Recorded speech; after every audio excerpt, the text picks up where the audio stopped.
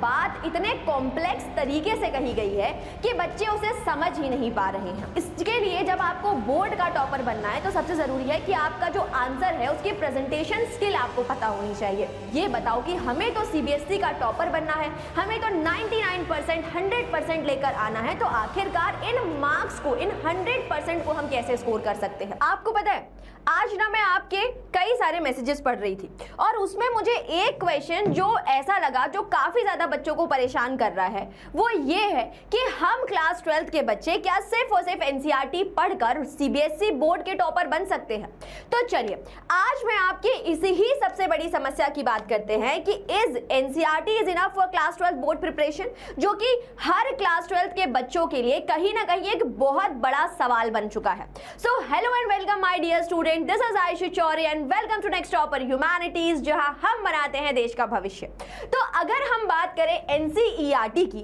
तो ये एक ऐसी किताब है, चाहे आपने ह्यूमैनिटीज में कोई भी सब्जेक्ट लिया हो, चाहे आप ज्योग्राफी के स्टूडेंट हैं, आप हिस्ट्री के स्टूडेंट हैं, पॉलिटिकल साइंस है, सोशियोलॉजी है, साइकोलॉजी है, आप कोई भी सब्जेक्ट ले चुके हैं, और हर एक एनसीईआरटी जो है, जो सीबीएसई का स्टूडेंट है, उसके लिए ये जो एनसीईआरटी की किताब है, ये उसके लिए एक होली बुक बन चुकी है। क्यों भाई? क्योंकि अगर बात करी जाए तो ये बोर्ड का जो क्वेश्चन पेपर होता है वो 100% एनसीईआरटी के ऊपर ही बेस्ड होता है, और इसके लिए कहा भी जाता है, आप टॉपर्स से सुनते भी आए हैं, अपने सीनियर्स से आपने ये बात सुनी हुई है कि भाई अगर बोर्ड का टॉपर बनना है ना तो सिर्फ एनसीईआरटी पढ़ लो। पर ये बात किस हद तक सच है, आज हम उसी ही को पता लगाने के लिए यहां पर आए हुए हैं।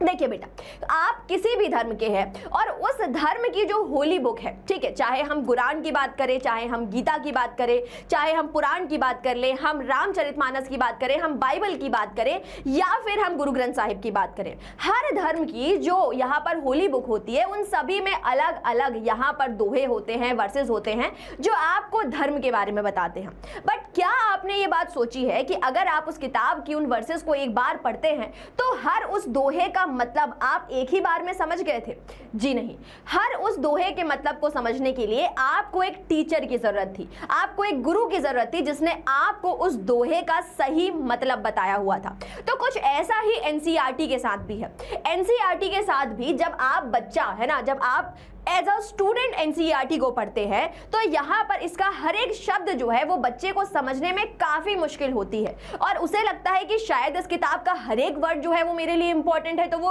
अंडरलाइन करते जाता है, हाईलाइट करते जाता है, और आखिरकार उसे पता चलता है कि अरे भाई मैंने तो पूरी किताब ही रंग डाली है। ठीक है, तो ये जो चीज है ये सभी बच्चे प्रॉब्लम को फेस करते होंगे। तो चलिए अब उसके बाद कुछ और बातें हम यहाँ पर एनसीईआरटी के बारे में करते हैं। दूसरी जो चीज है, जो बच्चे जो प्रॉब्लम यहां पर फेस करते हैं, वो है एनसीईआरटी की लैंग्वेज, कि भाई हर बात इतने कॉम्प्लेक्स तरीके से कही गई है कि बच्चे उसे समझ ही नहीं पा रहे हैं। ठीक है जी, अब यहां पर चाहे सिंपल सी कहानी हो, लेकिन जब वो हिस्ट्री में आप सोर्स के फॉर्म में पढ़ते हैं तो भाई उसे वर्सेस के फॉर्म में लिख दिया, उसे डायरेक्ट सोर्स से उठाकर लिख दिया, उसे इतनी कॉम्प्लेक्स इंग्लिश में लिख दिया कि बच्चे के लिए उसे समझना काफी मुश्किल हो जाता है। ठीक है जी, तो अब इस समस्या से कैसे निपटना है उसकी भी बात करेंगे। उसके बाद होता है क्वेश्चंस, कि भाई जब आपको बोर्ड का टॉपर बनना है तो सबसे ज्यादा जो ह्यूमैनिटीज के स्टूडेंट के लिए करनी चाहिए वो है उसके क्वेश्चन की प्रैक्टिस, कि जितने ज्यादा क्वेश्चंस को आप प्रैक्टिस करेंगे आप अपनी तैयारी में उतने पक्के होते हुए चले जाएंगे।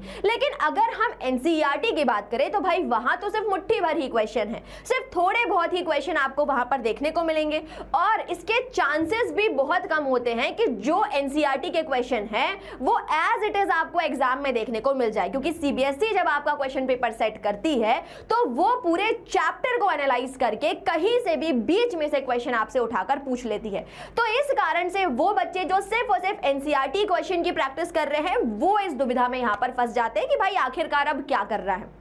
उसके बाद अगर हम बात करें तो वो होता है एग्जाम पैटर्न, कि भाई सीबीएसई ने एनसीईआरटी के थ्रू आपको कंटेंट तो बताया हुआ है कि आपको हर एक चैप्टर में इतनी इतनी बातें यहां पर पढ़नी है, बट ये चीजें एग्जाम में आपसे किस तरीके से पूछी जाएंगी इसके बारे में एनसीईआरटी में कोई क्लू नहीं है। तो यहां पर अब बच्चों के सामने जो सबसे बड़ी समस्या आती है कि आखिरकार आपका एग्जाम पैटर्न क्या होगा, कितने मार्क्स के क्वेश्चन आपसे पूछे जाएंगे, किस टाइप के क्वेश्चन आपसे पूछे जाएंगे, और उन क्वेश्चंस की प्रैक्टिस कैसे करनी है। अब ये सबसे बड़ा सवाल है बच्चों के सामने कि भाई आखिरकार ये चीजें हम एनसीईआरटी पढ़कर कैसे कंप्लीट करेंगे। उसके बाद अगर हम बात करें तो भाई जब क्वेश्चन हमारे पास हो गए तो अब इन क्वेश्चन के आंसर कैसे लिखना है। ज्यादातर बच्चे क्या करते हैं जो एनसीईआरटी के ऊपर बेस करते हैं, वो अपनी सेल्फ स्टडी के दौरान एनसीईआरटी के जो टेक्स्ट होता है उसे वर्ड टू वर्ड याद करने की कोशिश करते हैं और आखिरकार नतीजा क्या होता है कि सिर्फ और सिर्फ रट्टू तोता बनकर निकलते हैं। और जब आंसर लिखने एग्जाम में जाते हैं तो एक वर्ड अगर मिस हुआ तो पूरा की पूरा आंसर जो है वो सफ हो जाता है। अब इसके कारण क्या हुआ कि भाई आखिरकार जो एग्जामिनर आपसे आंसर्स की डिमांड कर रहा है वो आप फुलफिल ही नहीं कर पाए, क्योंकि आप एनसीईआरटी का टेक्स्ट वहां पर छाप कर आ रहे हैं, जो कि सबसे गलत है। इसके लिए जब आपको बोर्ड का टॉपर बनना है तो सबसे जरूरी है कि आपका जो आंसर है उसकी प्रेजेंटेशन स्किल आपको पता होनी चाहिए। अगर मैं बात करूं हिस्ट्री की, तो भाई हिस्ट्री एक ऐसा सब्जेक्ट है जिसमें आपको आंसर की प्रॉपर स्ट्रक्चरिंग करनी होती है, ठीक है। हर कीवर्ड को आपको अंडरलाइन करना होता है। अगर मैं बात करूं पॉलिटिकल साइंस की, तो वहां पर आपको करंट एग्जांपल्स को यूज करना होता है। अगर मैं बात करूं ज्योग्राफी की, तो वहां पर आपको कुछ बहुत ही डायग्राम्स बनाने होते हैं। सोशियोलॉजी की बात करें तो भाई कैटेगराइजेशन करना होता है। तो हर सब्जेक्ट का जो आंसर होता है उसकी अपनी अपनी डिमांड होती है, जिसको आप फुलफिल करके अपने आंसर्स को बेस्ट बना सकते हैं, जो सिर्फ और सिर्फ एनसीईआरटी को पढ़कर आप कंप्लीट नहीं कर पा रहे हैं। अब उसके बाद मैं बताऊं तो भाई जितने सीनियर से आपके, अगर आपने बात करी होगी, आपने सुना होगा, तो उनसे आपको ये एक्सपीरियंस मिला होगा कि भाई एनसीईआरटी के ऊपर क्योंकि हम कंप्लीटली डिपेंड करें, उसके बावजूद हम सिर्फ और सिर्फ 85 to 90% जो है वो यहां पर स्कोर कर पा रहे हैं। तो आखिरकार ये जो बचे हुए मार्क्स हैं इनका क्या करना है मैम, ये बताओ कि हमें तो सीबीएसई का टॉपर बनना है, हमें तो 99% 100% लेकर आना है, तो आखिरकार इन मार्क्स को, इन 100% को हम कैसे स्कोर कर सकते हैं।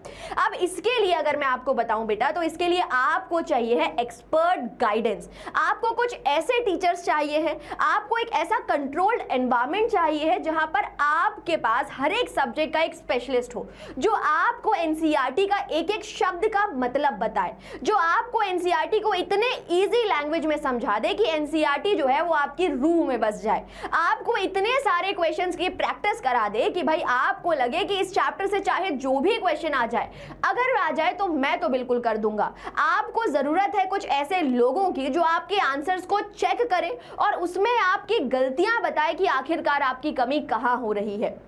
आपको कुछ ऐसे लोगों की जरूरत है जो आपको एग्जाम पैटर्न के बेसिस पर आपकी तैयारी करवाए, और वो तैयारी आपकी होगी कब, जब आप हमारा नेक्स्ट टॉपर का जो प्रारंभ बैच है जो हम आपके लिए लेकर आए हैं, अगर आप उसे ज्वाइन करते हैं तो ये सभी फीचर्स, आपकी ये जो सभी परेशानियां आप यहाँ पर जो फेस कर रहे हैं वो सभी आपकी एक साथ खत्म हो जाएगी। जी हाँ, तो मैं बात कर रही हूँ प्रारंभ बैच की, जिसमें अगर आप एनरोल करते हैं तो आप अपने पूरे एनसीईआरटी को, आप अपने पूरे क्लास 12th के सिलेबस को बहुत अच्छे तरीके से कवर करेंगे, सभी क्वेश्चंस की प्रैक्टिस करेंगे और बिल्कुल बोर्ड के टॉपर बनेंगे। तो भाई प्रारंभ में भी हमारे पास अगर हम बात करें तो वो बच्चे जो प्रारंभ सीयूटी के साथ करना चाहते हैं, यानी कि बोर्ड की प्रिपरेशन के साथ साथ सीयूटी की भी प्रिपरेशन करना चाहते हैं, तो उनके लिए हम लेकर आए हैं प्रारंभ प्रो। और वो बच्चे जो अभी सिर्फ बोर्ड की प्रिपरेशन के ऊपर फोकस कर रहे हैं वो यहाँ पर प्रारंभ भी ले सकते हैं। बाकी की प्रारंभ के बारे में जो भी डिटेल्स हैं वो आपको लिंक में जो कि डिस्क्रिप्शन में डली हुई है वहां से आपको सारी चीजें पता चल जाएगी।